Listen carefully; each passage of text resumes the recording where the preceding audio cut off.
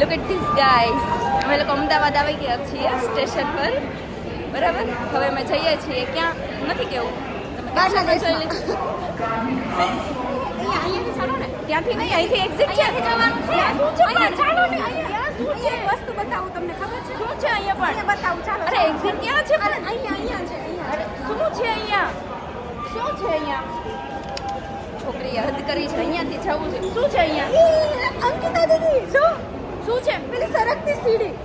સરકતી સીડી. આ સરકતી સીડી છે આના માટે. જો એ છે ને એના જાતે ચાલે. જો હું ચાલતી હતી.